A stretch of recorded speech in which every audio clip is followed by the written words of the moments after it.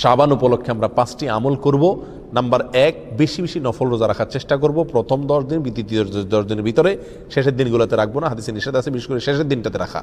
অতএব শুরুর দিনগুলোতে, মাঝখানের দিনগুলোতে বেশি বেশি নফল রোজা রাখার চেষ্টা করব, কারণ নবী আলাইহিস সালাম সবচেয়ে বেশি নফল রোজা রাখতেন এই শাবান মাসে।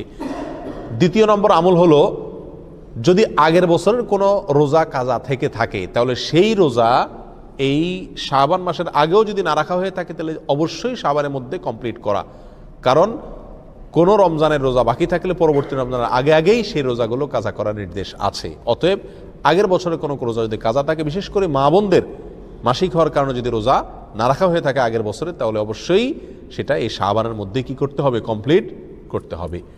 নাম্বার 3, এই মাস উপলক্ষে নিজেকে শিরক থেকে এবং হিংসা থেকে পবিত্র করার চেষ্টা করতে হবে, কারণ মধ্য শাবান রজনী, যেটাকে আমরা শবে বরাত বলি, এ রাত্রে জেগে ইবাদত বা দিনে রোজা, এ সম্পর্কে সহিহ বা বিশুদ্ধ কোনো হাদিস না থাকলেও একটি হাসান পর্যায়ে হাদিস পাওয়া যায়, যার সারমর্ম হলো এ রাত্রে আল্লাহ সুবহানাহু ওয়া তাআলা সমস্ত লোককে সাধারণ ক্ষমা ঘোষণা করেন, হিংসুক এবং শিরকারী লোক ব্যক্তি ছাড়া, মুশরিক ছাড়া। অতএব এ রাত্রে সাধারণ ক্ষমা পাওয়ার জন্য নিজেকে শিরিক থেকে আর হিংসা থেকে পবিত্র রাখার কি করতে হবে, চেষ্টা চালিয়ে যেতে হবে।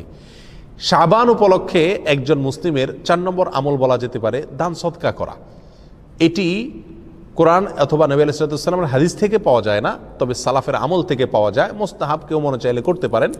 আনাস রাদিয়াল্লাহু তাআলা থেকে বর্ণিত এক রওয়ায়াতে পাওয়া যায় যে তাদের আমলে, সাহাবী অথবা তাবিঈনদের মধ্যে একটা আমলের কথা তিনি বলেছেন যে তারা শাবান মাস আসলে যাকাত দিতেন গরিবদেরকে, যেন রমজান মাসে তারা নিশ্চিন্তে ইবাদতবন্দেগী করতে পারে। অতএব গরিবদের দিকে খেয়াল করা, যাতে রমজানে তারা ইবাদতবন্দেগী করতে পারে, সেই জন্য সাধ্য অনুযায়ী দান সদকা করা উত্তম, ভালো।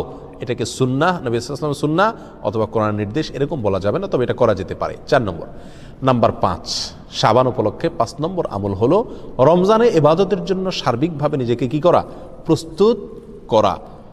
রমজানের জন্য ছোলা, চিনি, বেসম, বেগুনি এই সমস্ত কিছুর পেছনে ঝাঁপিয়ে না পড়ে বরং রমজানে ইবাদতের জন্য রুটিন তৈরি করা। কিভাবে আমি ইবাদতবন্দি করব, কিভাবে ভালোভাবে এই রমজানটা কাটাবো, কিভাবে আল্লাহর ক্ষমা আমি নিজের করে নিব, এই জন্য আগে থেকে রুটিন তৈরি করা, এবং কোন কোন বিষয়গুলো আমার ইবাদতে বিঘ্ন সৃষ্টি করে সাধারণত রমজান মাসে, সেগুলোকে দেখে চিহ্নিত করে সেগুলো দূর করার চেষ্টা করা।